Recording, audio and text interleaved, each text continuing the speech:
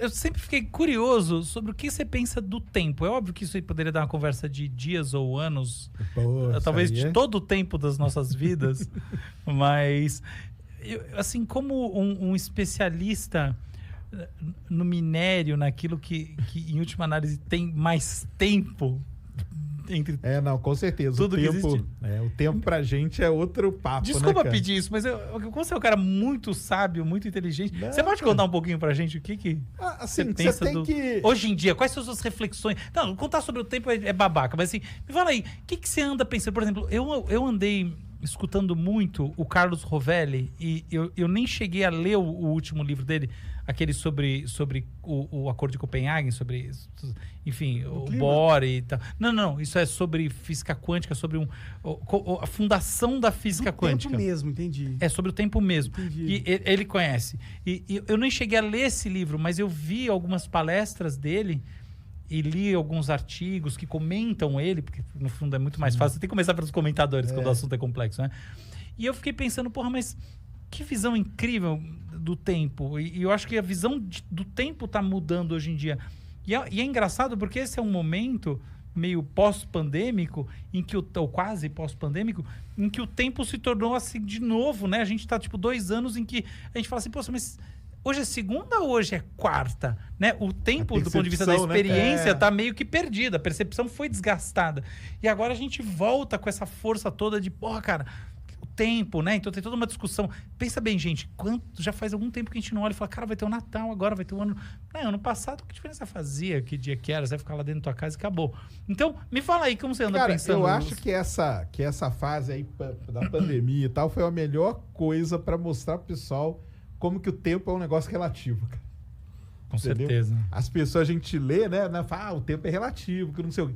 Agora nós vivemos na pele. Então o pessoal brinca, né? Não, paramos aqui, vamos direto para 2022, ou sei lá para quando, né? Que vai acabar mesmo e tal, essa confusão toda. Mas o fato das pessoas começaram a prestar atenção, ficar só em casa. Foi um negócio, cara, que mudou, assim, totalmente a percepção do tempo, cara. Passa mais devagar quando tá só em casa, né? Então, totalmente relativo. Na verdade, não mudou nada, são as mesmas horas. Mas mudou tudo. Só que o cara que fica em casa agora, antes ele ficava no trânsito, antes ele ia na empresa, tomava cafezinho, não sei o quê. Na hora que ele via no final do dia, cara, trabalhei 3 horas. Em casa, tô cansado pra caramba. Por quê? Porque ele ficou trabalhando direto. É o chefe pedindo, o outro não sei o quê. Cara, trabalhei 8 horas. Caramba, fazia tempo que eu não trabalhava 8 horas. Mas você não ia pra trabalhar todo dia? Ia, cara. Então, isso aí foi um negócio que foi legal demais. Foi triste pra caramba, mas foi legal demais para as pessoas verem e sentirem na pele como que o tempo é realmente relativo, cara. O tempo tá ligado no cérebro, né, cara? E quando... É como que o cérebro percebe isso que ele tá falando é genial, cara. É o seguinte... A gente tende a tomar o tempo como uma coisa em si, mas as equações, por exemplo, o pessoal que está... A coisa mais avançada, uma das mais avançadas que está acontecendo na física, sempre, tá? Não é de hoje, é a chamada gravitação quântica, que é a tentativa de juntar as teorias do Einstein, essa coisa toda que é da área dele. Coisa muito grande coisa muito pequena. Isso, é esse papo. Que é a relatividade que lida com muito grande, com o quântico que lida muito pequeno. Como juntar essas coisas? Tem que ter uma coisa aqui no meio que liga a física que explica tudo, né? E o tempo não entra nas equações. Conta para o pessoal isso aí. Não é por conta disso, né, cara? Então, o que entra é isso aí que ele falou, que a tal da gravidade quântica seria uma maneira de você ligar isso e o tempo você tira de fora, porque o tempo ele tá ligado com a relatividade.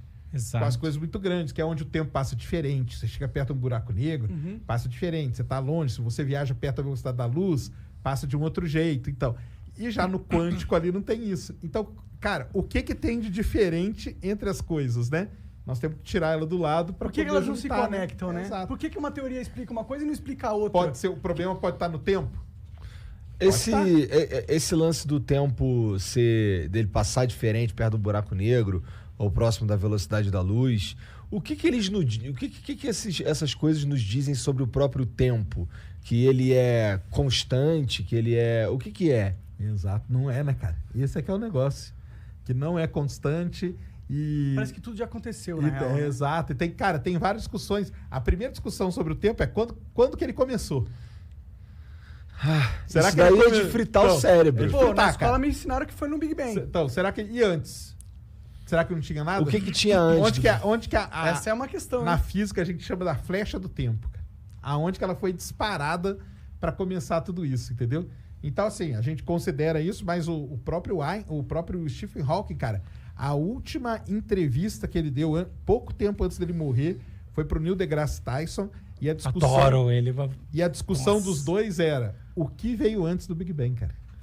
Eu tenho uma O que pira, sabia? aconteceu antes ali? Tinha tempo? Não tinha? Não tinha nada. Tipo, Mas aí não era que tá. nada. Quando você entra pra parte quântica, quando você enfia o quântico ali, pode ser que tinha, cara.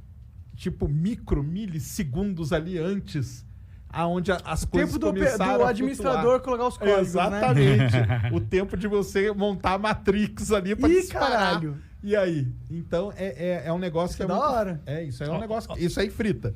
E o lance de passar mais rápido, perto... velocidade da luz, né, e tal... Isso mostra, cara, que o tempo, a gente chama, né, que é a dilatação, ele dilata, entendeu? E ele se contrai porque ele tá ligado com a maneira como você tá se movimentando. Basicamente é isso, entendeu? Nossa, isso é muito maluco. Não, mas aí que tá. Pega o exemplo que eu falei da pandemia, cara. A gente sentiu na pele isso, cara. Porque você tá lá, imagina o cara, acorda 6 horas da manhã, toma banho e tal, pega o ônibus, não sei o quê. Cara, o dia dele é a mesma coisa. Agora, o cara que ficou... Esse mesmo cara teve que ficar em casa. Vamos supor que foi um cara que ficou em casa. Ele acordou... O que eu vou fazer? Cara, não preciso sair correndo para pegar o ônibus. Beleza, não vou ficar 3 horas, 2 horas no trânsito. Então, o que eu vou fazer agora? Vou tomar meu café. Entendeu? Deu uma diferença. A pessoa sentiu isso na pele. O que estava acelerado, na verdade? A cabeça dela que está acelerada. Isso tem muito a ver com quebrar a rotina também, não é?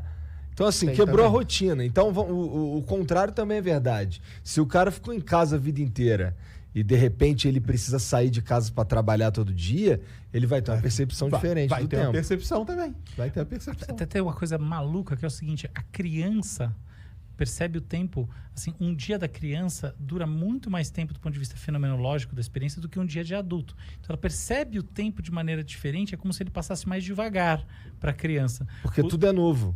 Não é só isso, tem a ver com o funcionamento do cérebro mesmo.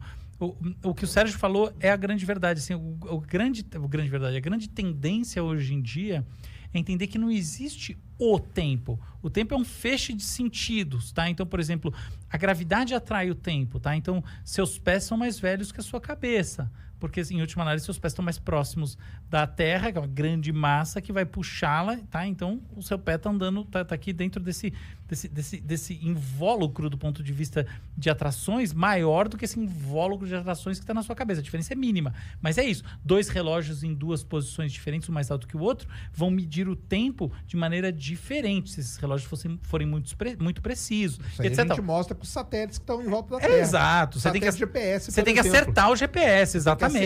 Ele tem um relógio atômico ali. Caralho, não e sabia ele disso. tem- aliás, é isso aí não é blá, blá, blá. uma das provas que a relatividade existe. É essa. Exato. É essa. Você tem que ajustar o relógio e acertar. São relógios atômicos, ultra mega precisos, lá na casa do microsegundo, que dá uma pequena diferença. Dá, cara. Mas isso aí, na hora que você vai jogar a bomba na Se a gente for janela do Não faz- vizinho... Mais do que isso, vai na fazer hora do diferença. GPS faz diferença. No dia a dia das pessoas. GPS dá Vai fazer bucha. diferença. Dá bucha. Sim, faz diferença total. Mas olha que interessante. Então, o que o Sérgio está falando, ele tem 2 verdades. Tem essa verdade física e tem a outra verdade que é psicológica. O tempo psicológico, ele é relativo e ele muda ao longo da vida. Então, a gente, criança, vê esse tempo passar mais devagar. Pensa um verão na sua infância. Nossa Senhora! E pensa quanto tempo demorou para passar a 8ª série. Meu Deus! Não, a minha infância foi muito Cara, maior durou- do que os últimos 10 anos. Nossa senhora. Não tenha dúvida disso.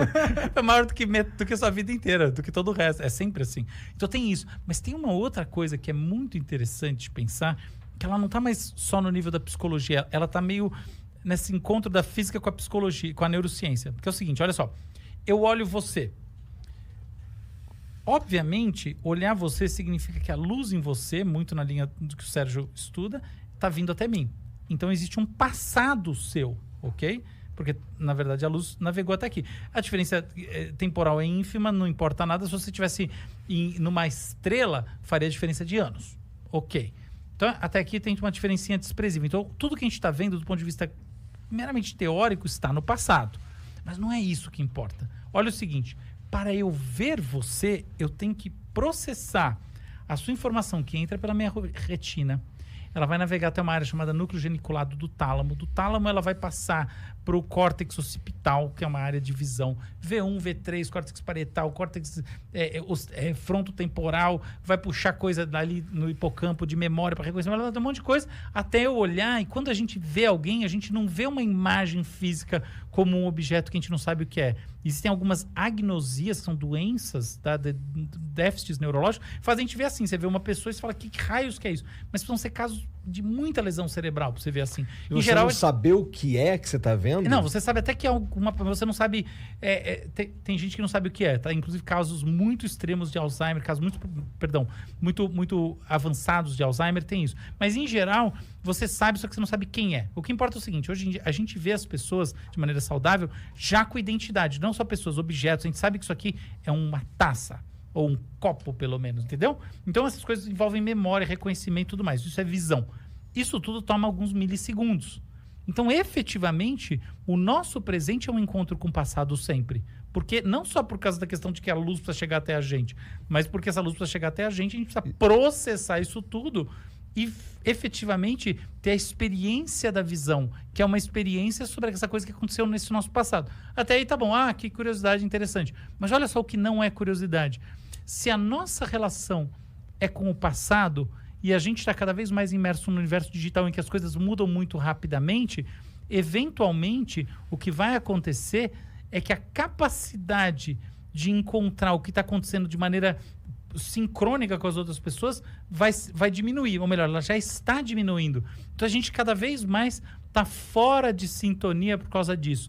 E aí você tem um outro elemento que não é só a experiência, a formação, que essas coisas são milissegundos, mas enfim, é tempo, mas é pouco. Mas é o seguinte, pensa, por exemplo, você está falando com alguém e dá um delay de voz, ok? Uma coisa normal, todo mundo percebe. Agora, pensa que você está dentro, por exemplo, de novo, do metaverso e você tem delays de relacionamento com as pessoas em todas as partes. Você já parou para pensar quanta coisa já aconteceu entre o momento que você conseguiu entender alguma coisa e efetivamente essa coisa ganhou sentido para alguém que está do outro lado do mundo? Já rolou muita coisa. Então a gente está cada vez mais, na minha visão, ampliando esse espaço entre o tempo presente de cada uma das pessoas. Com certeza.